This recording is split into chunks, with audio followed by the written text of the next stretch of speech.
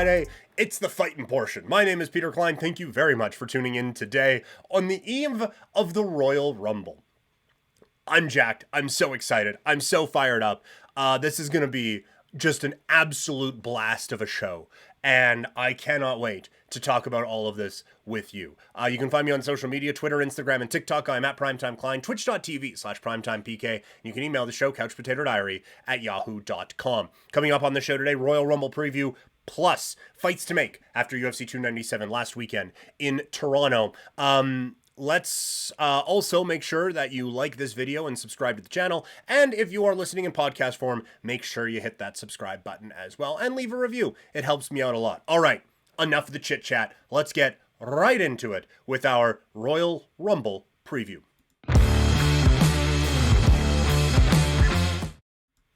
It is the premier event for wrestling fans. Yes, WrestleMania sells out 200,000 tickets every year. Yes, AEW went all in with 80,000 fans at Wembley Stadium. I care not, because it's the Royal Rumble. It is the best match concept in the history of professional wrestling, and statues should be built of Pat Patterson celebrating all of this. Now, suggesting that statues should be built of anyone around WWE lately is a bit of a fool's errand, and there are certainly some accusations around Pat Patterson, but so maybe not the best guy to be celebrating. However, he came up with the Royal Rumble. Not that that offsets anything, but either way, awkward delivery aside here, it is the Royal Rumble.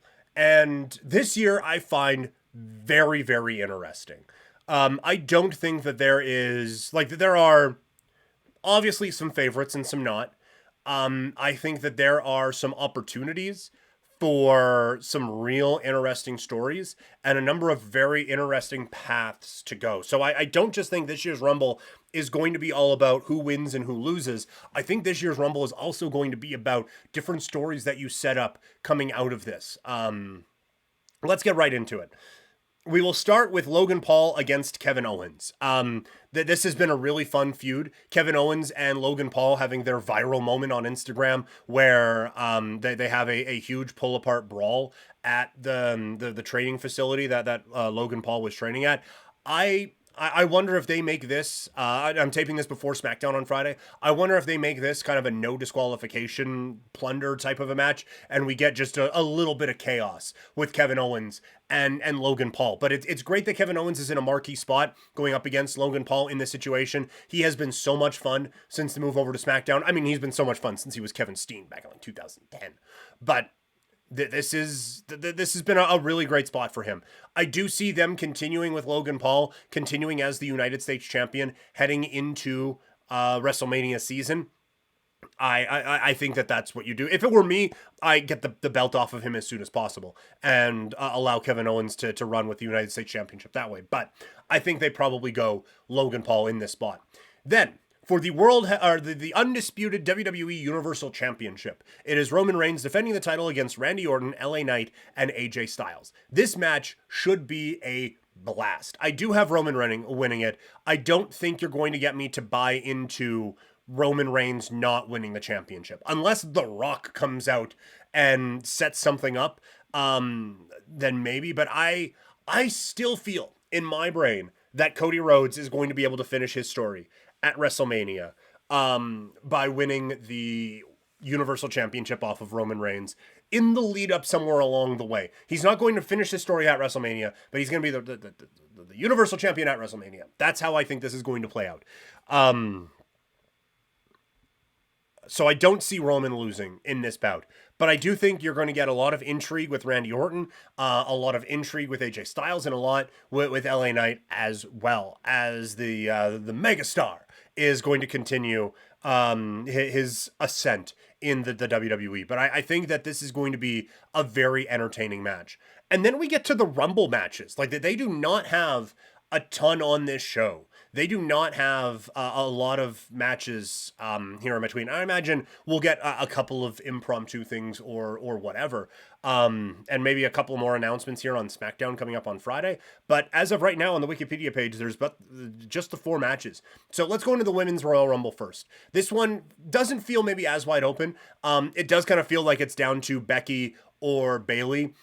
you could see a bit of a groan, but Nia Jax potentially winning this one as well. But it does seem like they have really set things up that Becky and Bayley are going to be two of the favorites coming into this one. I'm excited to see some of the surprises in this bout. I think that Tiffany Stratton is ready for a call up from NXT. I think Roxy Perez is also ready for a call up from NXT. So do we get, like, Roxy had a big moment last year? Do we get a bit more of that this year here as well? And do we get a Jade Cargill sighting? I don't think she's ready for a main event of WrestleMania, so I don't see her winning, but I could see her getting kind of the Diesel spot, the Batista spot, the Roman Reigns spot, where she comes in and eliminates like half of the crew. I think that's going to be a real big spot for her. I could see this being Jade Cargill's debut in WWE. But my official pick is Becky Lynch. They've just set things up with her and Rhea. It hasn't been a like banner year for Becky Lynch. Like, she is still the man. She is still a draw. She won the NXT title, but she has kind of been out of the main title picture for a little bit. I think this is a chance, not necessarily to create a new star, but to build back up one of your former ones. So I think this is a good way to get Becky Lynch back in the main title picture. And over on the men's side, there is so much intrigue because of CM Punk's return back in November and The Rock's return at at the Raw event not too long ago, and talking about how him versus Roman would be the biggest WrestleMania of all time. Look, I think if The Rock was going to be in the Royal Rumble, they would have said so. CM Punk is definitely going to be in the Royal Rumble, and they set up a real fun thing with him and Cody in their back and forth on Monday Night Raw here in the Go Home show. I think it is down to CM Punk and to Cody. I think it would be interesting if you had Gunther come out and win this Royal Rumble. I think that would provide a lot of intrigue in this whole situation and really kind of upset things, but is also someone who I could legitimately see winning this belt. But I do think, if it were me, it would still be Cody. And I would have Cody say, look, I can't wait anymore. I've waited so long. I'm not going to take my chances at WrestleMania. I want you at Elimination Chamber. Like, do the John Cena thing after he won the Royal Rumble, leading into WrestleMania 24. Do it that way. And then you get the belt off of Roman. So then Roman against Rock isn't for the WWE Universal Championship. And it's Cody can go off and finish his story and main event at WrestleMania against MJF or Okada or whoever. But I do think that Cody winning this still makes a ton of sense to me anyway. A CM Punk win would obviously create a number of different opportunities for sure, but I just feel like Cody, it's still the way to go. And I think there are obviously major advantages to long-term storytelling. And when it's done right, it's perfect. And the Bloodline story has been almost perfect the whole time.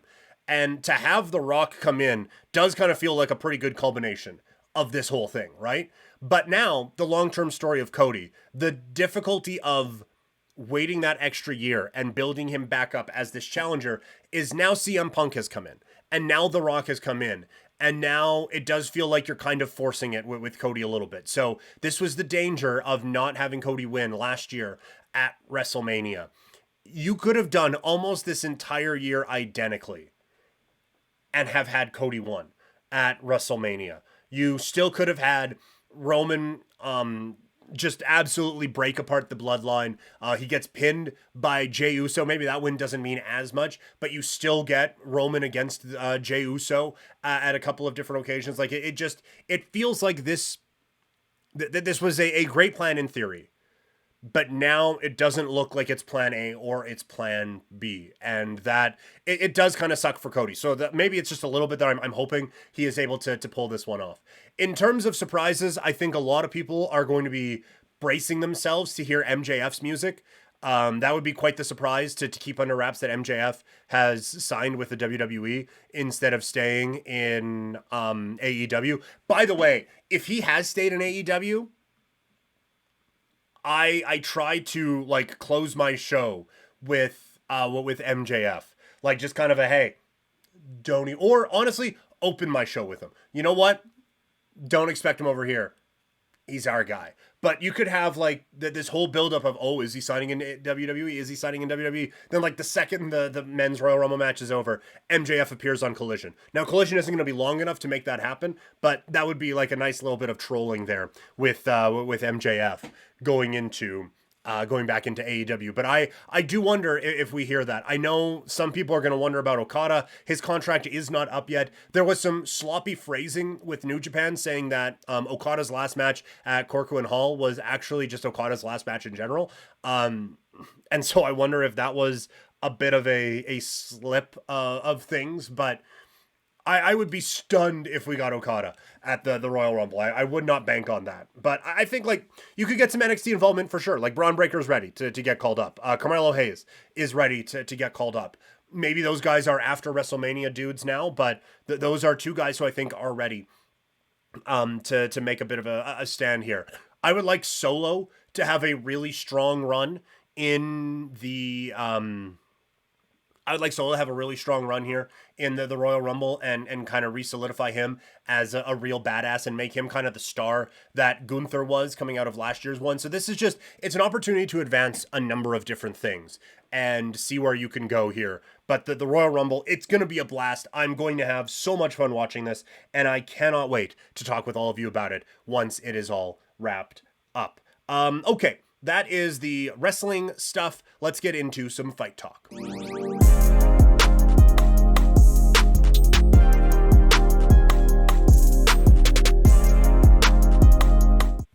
UFC 297 went down last weekend at Toronto, Ontario, Canada. And so after every UFC pay-per-view or big fight night, I'm going to come out with a list of fights that should be made coming out of UFC 297. We'll start at the top. Dricus du Plessis going up against Israel Adesanya for the middleweight championship would be the next one. These two guys have an absolute hate for each other. If DDP can turn it around and get there for UFC 300, that is that is it. That completes the Infinity Stones for UFC 300 and gives you the fight that you need. If it's not then, or it's International Fight Week, or it's wherever, this is the marquee fight to make coming out of this pay-per-view. Sean Strickland, don't think he's a great dude, and so maybe a bit of this is just I want to see him get his ass kicked, but I'm going with Sean Strickland against Khamzat Chimaev. I think that these are two guys who are deserving of being in the title picture still, and Sean Strickland, if he can come back with a win in his next bout against someone the caliber of Khamzat Chimaev, then he absolutely deserves to be in line for a title shot. And Khamzat, this would be the big marquee win he would need at 185 to get him into a title shot in the middleweight division. Raquel Pennington is the new bantamweight champion. I have her going up against Juliana Pena. These two have had a war of words on and off since their time on The Ultimate Fighter many, many, many years ago. It would be great to see it culminate with a fight for the championship, so that's where I would go next. And I would go Bueno Silva against the winner of Holly Holm and Kayla Harrison at UFC 300. Harrison should be on a bit of a fast track to a championship, so I could see if she won this fight, just immediately putting her into a title fight, you would not get a whole lot of argument from me. So then I would go Bueno Silva in a rematch against Holly Holm. But either way, that I want Silva to face one of the next two in that bout. Up next is Neil Magny for me, coming off of a win. I have him going up against Stephen Wonderboy Thompson. A couple of vets. Wonderboy, it didn't go great for him last time out against Shavkat Rakhmonov.